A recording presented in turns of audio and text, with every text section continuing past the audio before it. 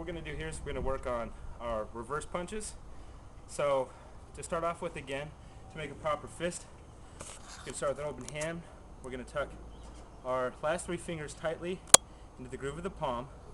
We're going to lay the index finger down flat, and then we'll curl the thumb over the first two fingers to provide structure and support to the fist.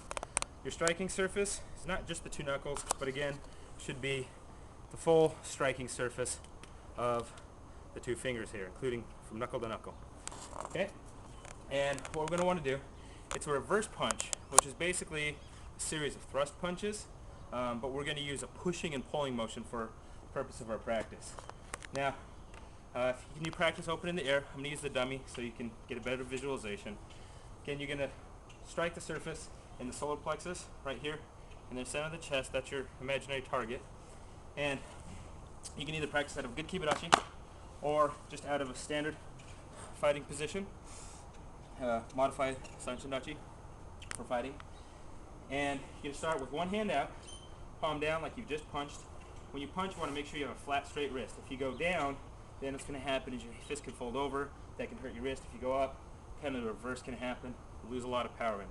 You want your arm to be a good shock absorber for this. Second hand, you're going to start on your hip. The reason we start on the hip is when you start getting more advanced practices of your body generating power and pushing, this is where everything's going to originate from.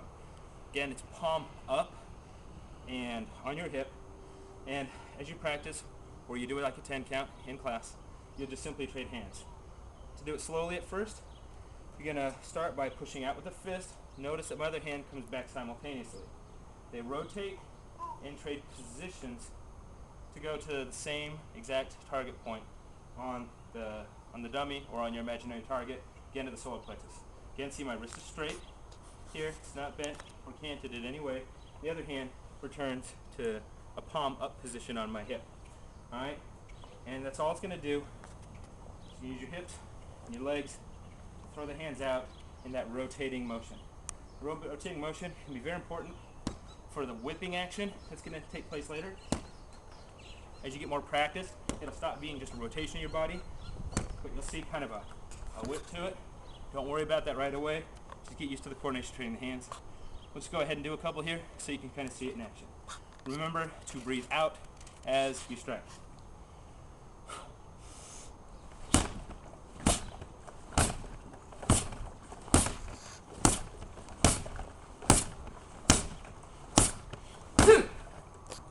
Okay, I hope that really helps you kind of think about how to perform the reverse punch. It is one of our more standard strikes.